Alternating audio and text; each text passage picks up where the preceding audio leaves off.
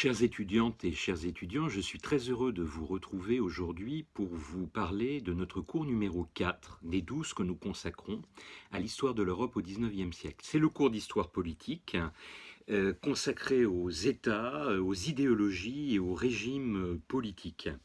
Un cours d'une heure sur un sujet qui pourrait être plus vaste, dont vous savez peut-être qu'il est davantage que d'autres ma spécialité. Pourquoi? Tout simplement parce que j'ai voulu être synthétique et je vous dirai tout à l'heure, au terme de cette brève introduction, où puiser les informations complémentaires de manière à avoir un panorama un peu plus complet de l'événementiel fondamental par rapport à l'histoire politique. Alors nous verrons tout d'abord, dans ce plan en 3 parties, qu'au cours du XIXe siècle, l'État avec un E majuscule, il faut bien faire attention en tant qu'institution, et pas l'État avec un petit e en tant que condition évolutive, eh bien l'État se développe, se modernise et accroît ses pouvoirs. Le XIXe siècle, de ce point de vue, est pour les États européens un moment absolument clé. Ajoutez-y le fait que nous avons vu dans les 2 séances précédentes, qu'un très grand nombre de nationalités, de nations, accèdent à la possibilité d'avoir leur propre État. On parle pour le XIXe siècle de siècle des États-nations en Europe. Dans un deuxième temps, nous verrons que cet État suscite de nombreuses réflexions historiques et de nombreuses réflexions institutionnelles, de nombreuses expériences institutionnelles. Enfin, dans un troisième temps, je vous montrerai qu'un mouvement conduit la plupart des pays européens à démocratiser leurs institutions, mais nous le verrons, avec des limites extrêmement importantes. Alors dans ce cours, encore plus que dans d'autres, le cours vidéo que je vous propose et jadis en chair lorsque nous étions avant la pandémie, eh bien ne suffit pas bien évidemment pour que vous puissiez préparer vos examens. Et il est capital de se reporter à un manuel. Alors pour mes étudiants qui m'ont vu en amphithéâtre, j'avais donné une bibliographie détaillée. Je ne l'ai pas encore fait en fait en vidéo. Alors je vous rappelle que il y a le manuel que j'ai publié il y a 2 ans, Comprendre le XIXe siècle, qui est en fait une reprise mise à jour et en un seul volume de 2 ouvrages que j'avais publiés au début des années 2000 chez le même éditeur, Belin. Pour l'histoire politique, ça vaudrait moins pour d'autres aspects du cours que je traite ici. Je vous rappelle que le Malais Isaac demeure tout à fait important. Il y a 2 volumes de ce Malais Isaac qui concernent le XIXe siècle, le volume 3 et le volume 4. Le volume 3 qui, vous le voyez dans son titre, s'intitule très justement Les Révolutions et qui correspond au premier XIXe siècle, de la Grande Révolution de 1789, qui est un petit peu avant notre programme dans ce cours, mais il est important de bien la connaître, jusqu'au Printemps des peuples 1848, et puis le 2e volume intitulé La naissance du monde moderne, qui court en fait de la Deuxième République et du Printemps des peuples européens jusqu'à la Grande Guerre. Vous avez bien évidemment, même s'il présente le travers de s'arrêter en 1900, donc un 19e siècle en date ronde, de 1800 à 1900, le livre très important et tout à fait excellent de Serge Bernstein et Pierre Milza, dans la collection plurielle, initiale, excusez-moi, chez... je crois que c'est Hatier, l'histoire du 19e siècle. Donc c'est assez remarquable pour la partie politique, c'est assez détaillé aussi, mais encore une fois, ça s'arrête en 1900, donc c'est un petit travers. Et puis, un peu plus complexe, mais tout à fait excellent, le travail de Jean Effert et William Serment, le 19e siècle, 1815-1914, qui est moins complémentaire, je dirais, que les autres du cours que je vais vous faire, parce qu'il adopte un petit peu la même optique, qui est une optique, cette fois-ci, thématique, ou chronologico-thématique, et il entre peu dans le détail, en fait, des régimes. Alors, je vous présente le plan de ce cours, donc en 3 parties. Et donc, il y aura 3 vidéos. Et la première va être consacrée, vous le voyez, à la variété, à l'affirmation, à la contestation des États. Et j'ai choisi, il y aura 2 sous-parties dans chacune de ces parties, j'ai choisi de commencer par une sous-partie que j'ai intitulée «L'État dans tous ses états», justement pour jouer sur le terme État-institution avec un E majuscule, et état, condition, avatar, forme, avec la minuscule. Alors l'état dans tous ses états. Et tout d'abord, définissons, qu'est-ce qu'un État?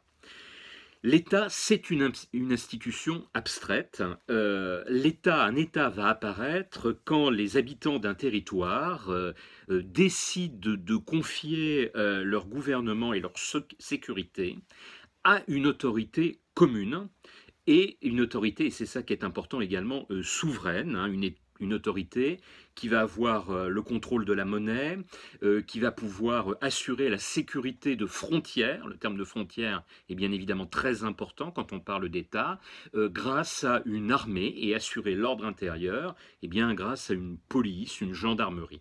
Donc vous voyez, je reprends ces termes, donc c'est une institution qui, dans le cadre de frontières, donc d'un territoire qui est borné, possède son gouvernement, chargé de maintenir la sécurité intérieure et la sécurité extérieure.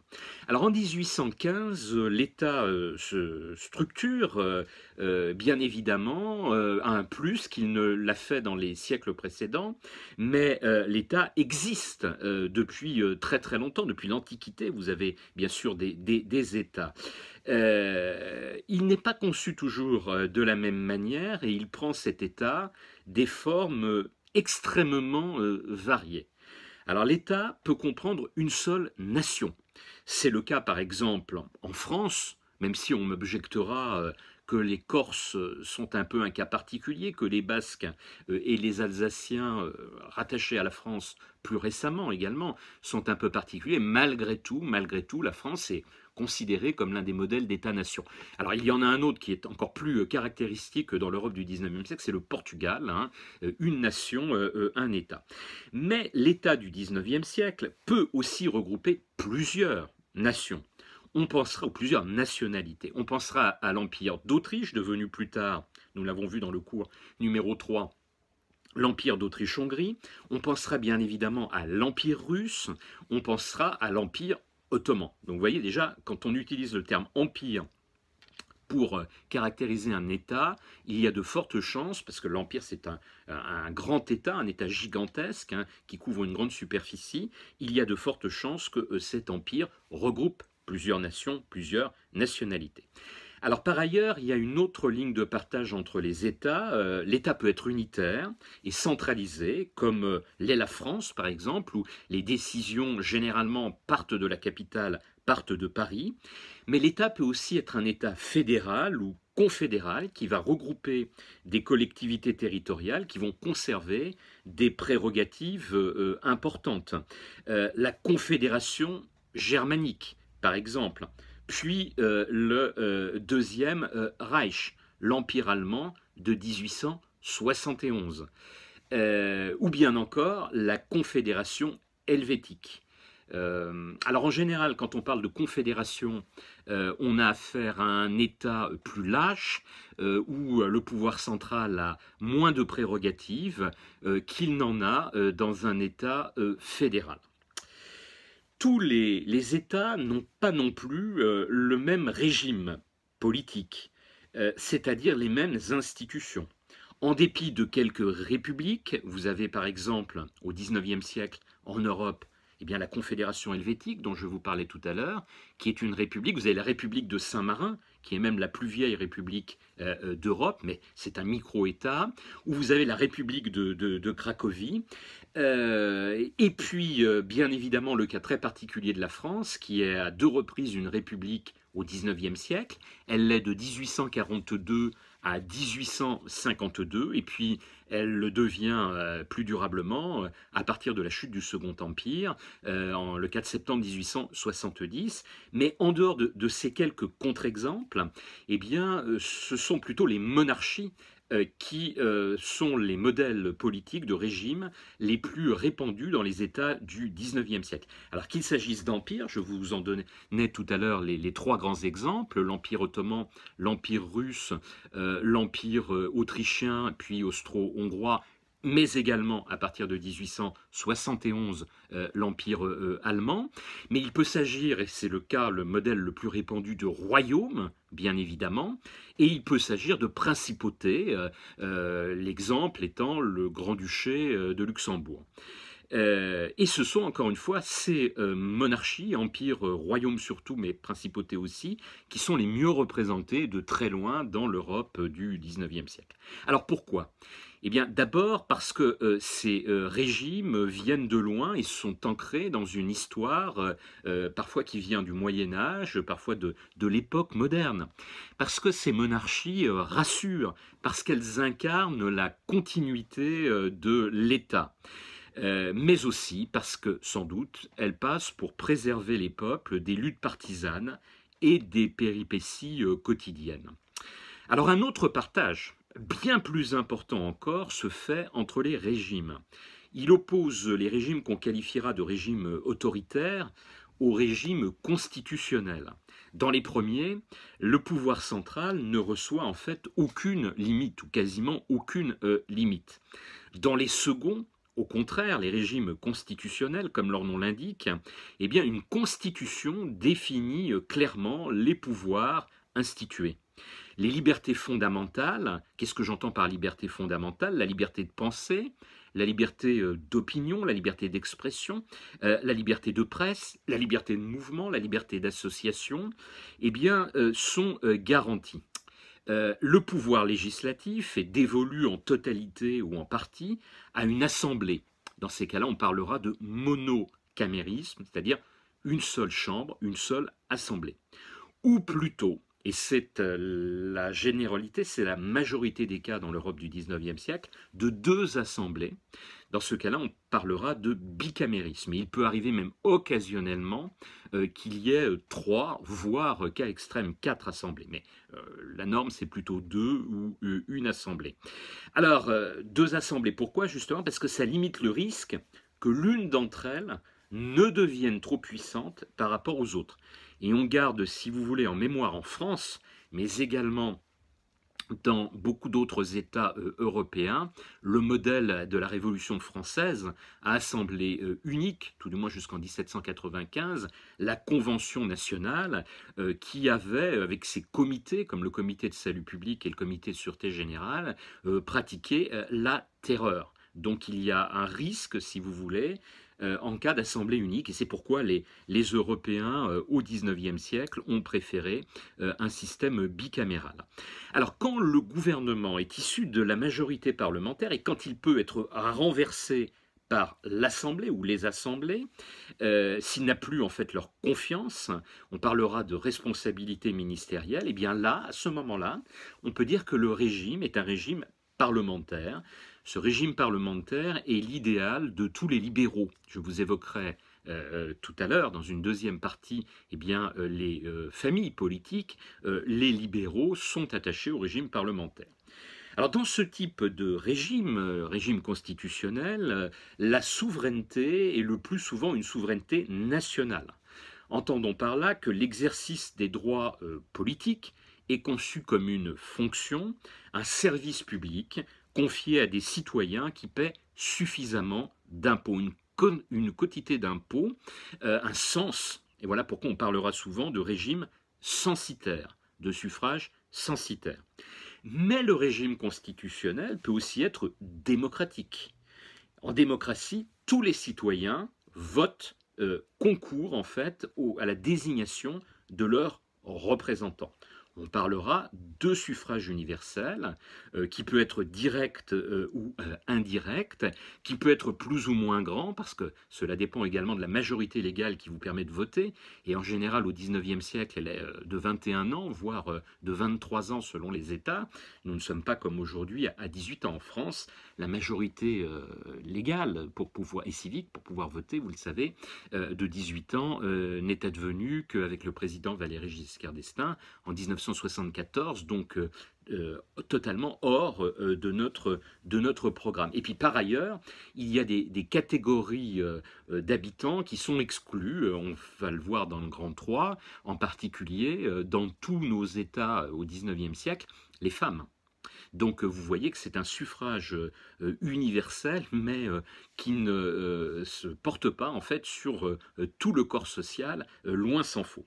Il n'en demeure pas moins que qui dit suffrage universel dit souveraineté qui n'est plus, qui est nationale, mais qui n'est plus seulement nationale, qui est également populaire. La souveraineté populaire, c'est important de faire la distinction entre les deux. Alors, deuxième sous-partie dans ce grand 1, la croissance du rôle de l'État. En effet, au XIXe siècle, l'État va se donner de nouveaux moyens pour assurer sa domination sur les sociétés et accroître la cohésion du territoire qu'il dirige.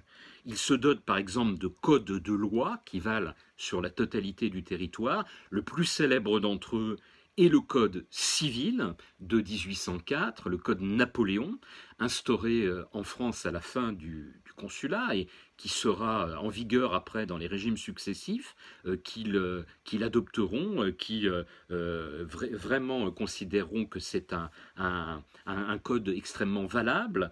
Et donc, il essaimera, je dirais, à travers l'Europe. Mais l'État ne se contente pas d'adopter des codes de loi, il va aussi renforcer son armée au XIXe siècle, renforcer sa police, renforcer sa justice, renforcer, nous le verrons dans un prochain cours, son école, l'instruction publique. À ces rôles traditionnels que sont la police, la justice et la protection des frontières, l'État en effet va ajouter progressivement au fil du temps, et tout particulièrement au XIXe siècle, de nouvelles missions. L'expansion industrielle et commerciale l'incite à unifier les marchés intérieurs et à développer les moyens d'échange.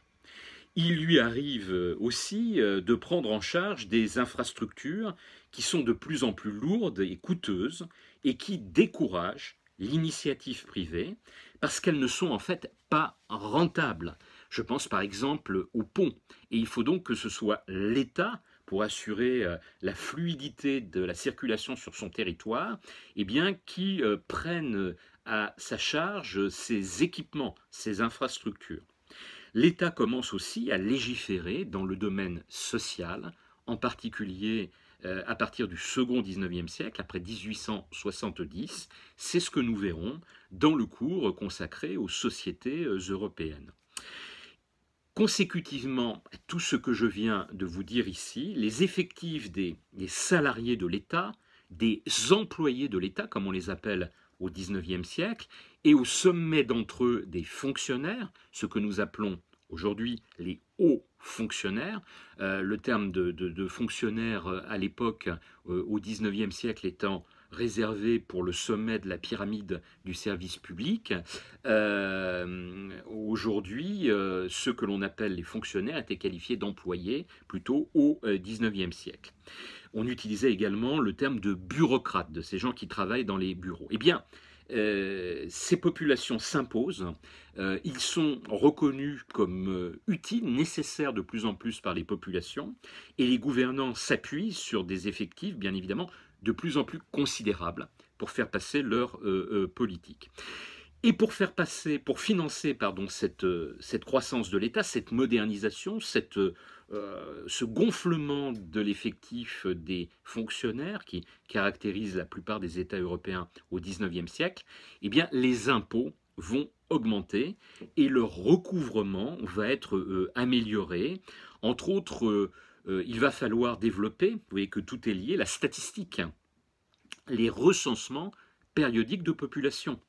À l'orée du XIXe siècle, seuls quelques États scandinaves, la Prusse, la France du Consulat, est dotés de recensements périodiques de population. Eh bien, au fil du XIXe siècle, la plupart des États vont emboîter le pas à ces quelques précurseurs, car ils ont besoin pour leur armée, mais également pour percevoir l'impôt nécessaire à l'État, de mieux connaître leur population.